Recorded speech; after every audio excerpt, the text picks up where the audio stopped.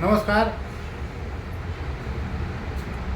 खरं तर करमाळा तालुक्यामध्ये वीज समस्या ही काही नवी नाही आहे आणि ही वीज समस्येच्या अनुषंगाने करमाळा वीज वितरण महामंडळाच्या कार्यालयावर अनेकांनी मोर्चे काढले, आंदोलनं केली, वेगवेगळ्या मागण्या. वीज पुरवठा हा सुरळीत झाला पाहिजे व त्या अनुषंगाने जी काय DP असेल हे लावण्यात यावी. त्यावेळेस जे काही वीज वितरण महामंडळाचं जे कार्यालय आहे तिथून सांगण्यात आलं की या ठिकाणी ज्या DP आहेत ह्या मंजूर करण्याचं जे आता सध्याचं तात्पुरतं स्थगित करण्यात आलेलं आहे अशा प्रकारचं सांगण्यात येत होतं. परंतु गेल्या 15 ऑगस्टला म्हणजे आताच्या ह्या 15 ऑगस्ट रोजी युवासेनेचे तालुका प्रमुख शंभूराजे फरतडे यांनी एक महावितरण कार्यालयाला निवेदन दिलं होतं आणि त्या निवेदनात त्यांनी असं नमूद केलं होतं ज्या अवैध DP बसवण्यात येतात त्याच्यावर काय कारवाई होते किंवा त्या अवैध DP कशा बसवल्या जातात किंवा ठेकेदारांना ह्या सर्वच बाबीमध्ये काय नेमका झोल झपाटा होतो या अनुषंगाने कुठेतरी त्यांनी आमरण उपोषणाचं एक निवेदन दिलं होतं. ते आज आपल्यासोबत आहेत. नेमका काय विषय काय आहे आणि आता नेमकं त्यांना महावितरणकडून काय प्रतिक्रिया आलेली आहे, नेमकं त्यांचं पुढचं पाऊल काय असणार आहे हे आपण त्यांच्याकडे जाणून घेऊया. नमस्कार. तर तुम्ही 15 ऑगस्टला उपोषणाचं निवेदन दिलं होतं, आमरण उपोषणाचं. त्या अनुषंगाने काय नेमकी महावितरण कार्यालयाकडून आपल्याला आश्वासन देण्यात आलेलं आहे किंवा नेमकं ते निवेदन आपण का द्यावं असं आपल्याला वाटलं, काय सांगा? आता आपण बघितलं असेल तर गेल्या उन्हाळ्यामध्ये करमाळा तालुक्यात विजेचा प्रश्न हा बिकट झाला होता. म्हणजे प्रत्येक सबस्टेशन, कोळगाव सबस्टेशन असेल, पश्चिम भागातील सबस्टेशन असतील, इकडं मांगी सबस्टेशन असेल, प्रत्येक सबस्टेशनवरील शेतकऱ्यांना वीज टंचाईचा सामना करावा लागला. आणि ह्या विजेच्या प्रश्नावर सत्ताधाऱ्यांसह विद्यमान आमदारांना सुद्धा रस्त्यावर उतरावं लागलं. आपण बघितलं असेल ते नारायणआबांच्या नेतृत्वाखाली, आमदारांच्या नेतृत्वाखाली एक तहसील कचेरीवर मोर्चा निघाला. त्याचबरोबर करमाळा महावितरण समोर भाजपचे आत्ताचे विद्यमान जिल्हा अध्यक्ष आहेत, जिल्हा नियोजन समिती सदस्य गणेश चौधरी साहेब आहेत, युवा नेते दिग्विजय बागल आहेत, यांनी सुद्धा ठिय्या आंदोलन त्या MSEB केलं होतं. आणि मी पण एक पत्रकार, युवा सेनेचा पदाधिकारी म्हणून विजेच्या प्रश्नावर सातत्याने आंदोलन करत आलो की हे लोड शेडिंगचा जो विषय हा नेमका काय आहे आणि ह्या कशामुळे होतं हे बघत असताना असं लक्षात आलं की जे ट्रान्सफर उभं आहेत आपल्या इकडे, सबस्टेशन उभं आहेत आणि त्या सबस्टेशनच्या तुलनेत DPची संख्या जास्त झाली. ही एक एक करता करता हा उलगडा माझ्यासमोर आला की समजा एखाद्या सबस्टेशनवरनं 200 DPला वीज पुरवठा होऊ शकतो, तर त्या ठिकाणी 400-450 DP बसलेले. हा एक प्रकारचा घोटाळा समोर आल्यामुळं मी करमाळा तालुक्यात असे किती DP बसले याची थोडीशी माहिती घेण्याचा प्रयत्न केला. एकीकडे महावितरण सांगते की कोटेशन बंद आहे. जर मग कोटेशन बंद असेल तर 2 शेतकऱ्यात एक DP तुम्ही कसा देता?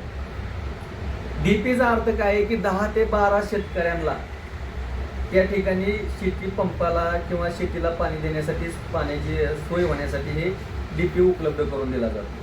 ह्या एका DPवर 10, 12, 13 शेतकरी असतील. परंतु आता जर आपण करमाळा तालुक्यात बघितलं तर 2 शेतकऱ्यांना, तर कुठं तर एका सुद्धा शेतकऱ्यांनी स्पेशल स्वतःचा DP बसवलाय. मग हा DP बसतो कसा नेमका ह्याची मी थोडीशी खोलात जाऊन माहिती घेतली. तर हे ठेकेदारांचं एक रॅकेट तयार झालेलं आहे करमाळा तालुक्यात आणि अधिकाऱ्यांना हाताशी धरून हे ठेकेदार त्या गावामध्ये तुम्हाला सांगतो अनधिकृतपणे DP बसवण्याचं काम करतात.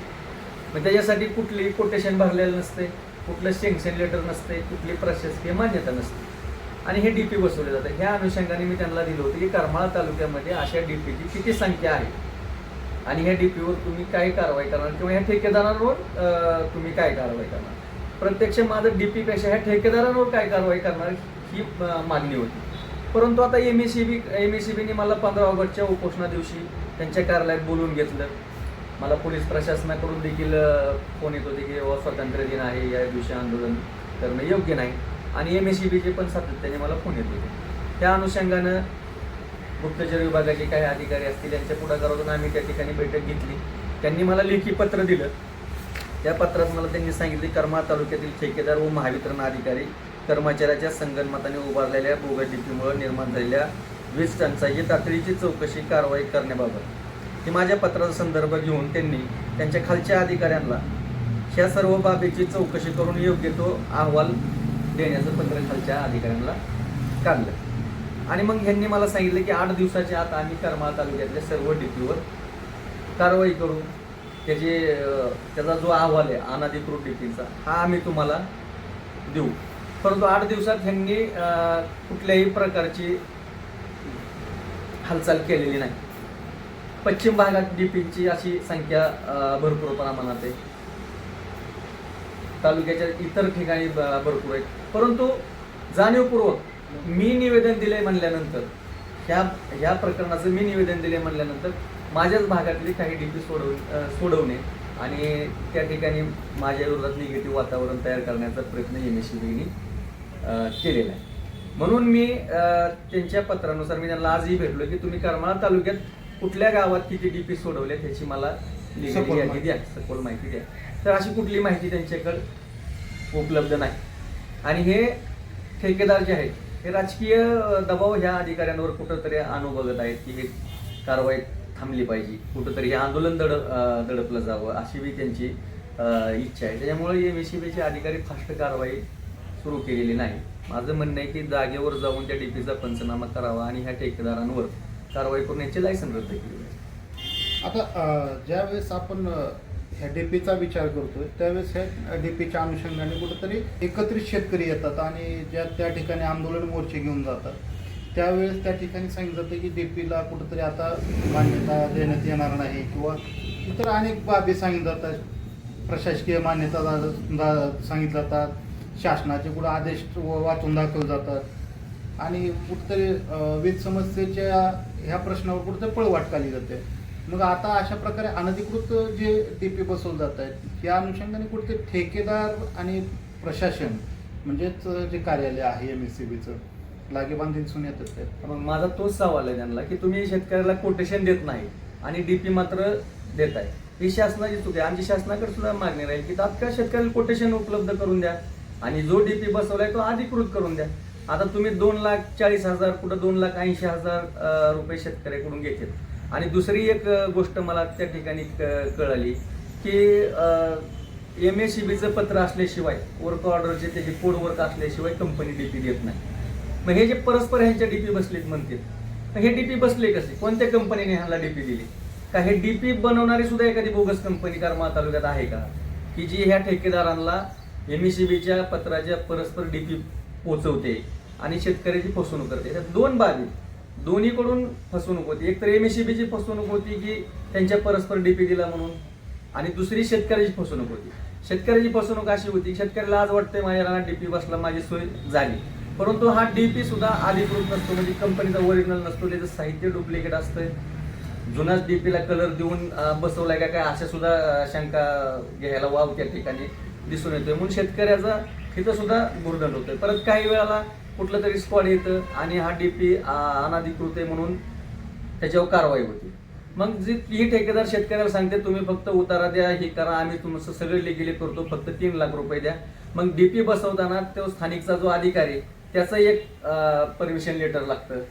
परत डीपी बसवताना पूर्ण सबस्टेशनचा वीज पुरवठा खंडित करावा लागतो, परमिट घ्यावं लागतं, मग डीपी बसवता येतो. मग ह्या मेन लाईनीवर डीपी बसवला जातो. मग मेन लाईनीचं परमिट जे आहे लाईट बंद करायचं ही कोण देते ह्यांना?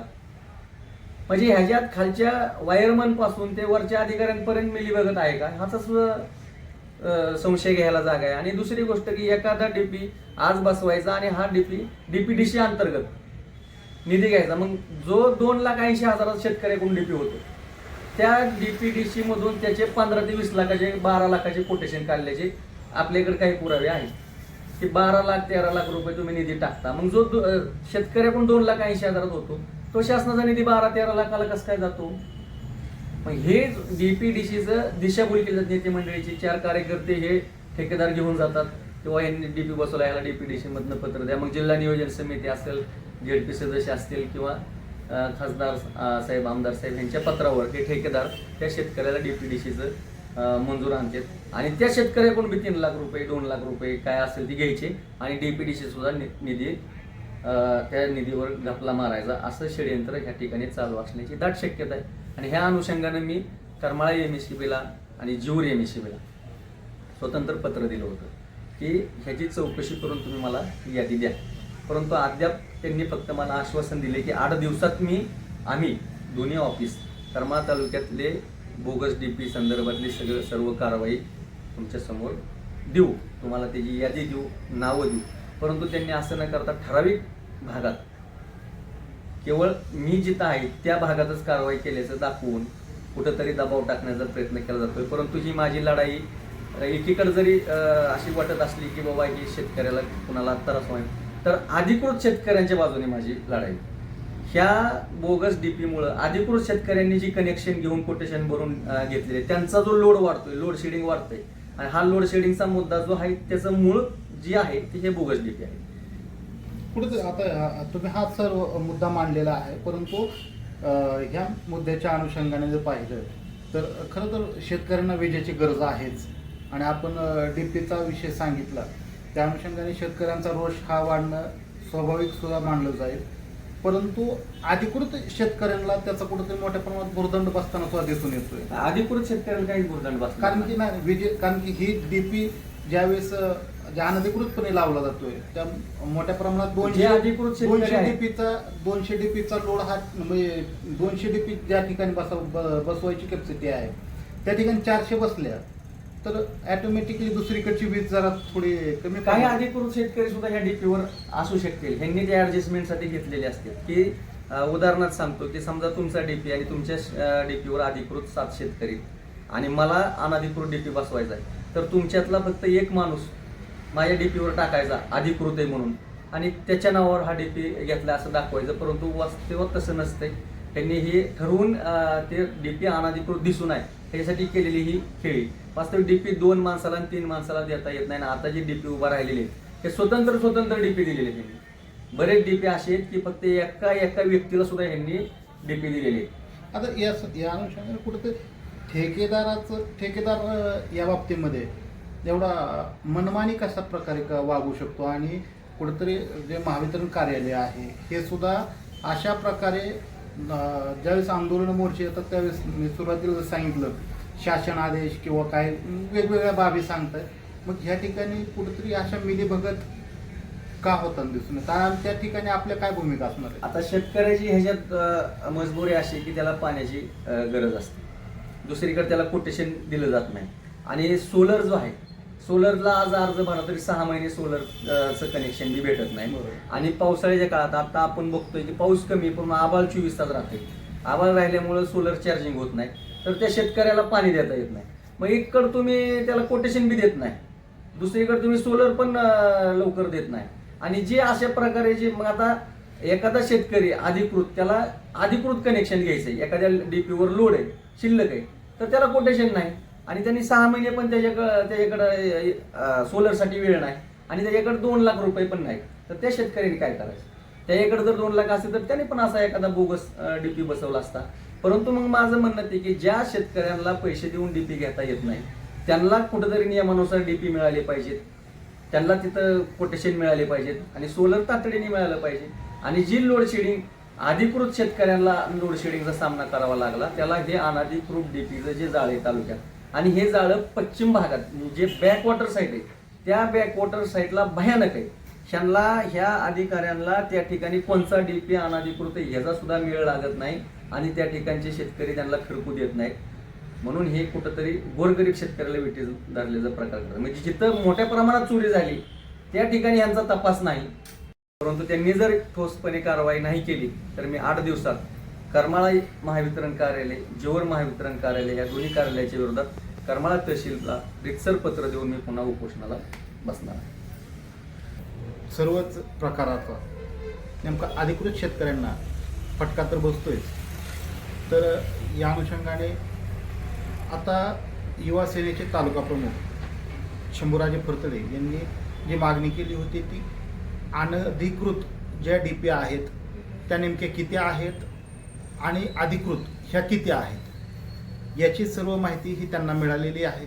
परंतु ह्या अनधिकृत डीपी देत असताना ठेकेदार हा नेमका कशा प्रकारे देतोय आणि ज्या शासकीय त्याला मंजुरी मिळाल्याशिवाय त्या डीपी देता येत नाहीत अशा प्रकारची त्यांनी माहिती दिलेली आहे.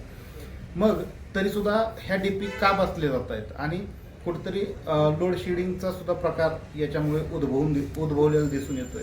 मग अशा प्रकारे जे अनधिकृतपणे डीपी बसवले जात आहेत त्या संबंधित ठेकेदारावर नेमकी कोणत्या प्रकारची कारवाई होणार आणि ती कारवाई कशा प्रकारची होणार, त्याचप्रमाणे जे महावितरण कार्यालय आहे या अनधिकृत डीपीसाठी जे परवानगीचं पत्र आहे ते देतं, मग हे का देतं आणि ज्या वेळेस खरंच काही शेतकऱ्यांना त्याची गरज असते त्यावेळेस शासकीय आदेश आणि शासकीय मंजुऱ्यांचं कुठेतरी शासनाचे काही कारणं पुढे केली जात आहेत. मग हे का केले जात आहेत? मग खरंच आर्थिक लागेबांधे आहेत का काय इतर काही बाबी आहेत याच्यावर सुद्धा शंका येते.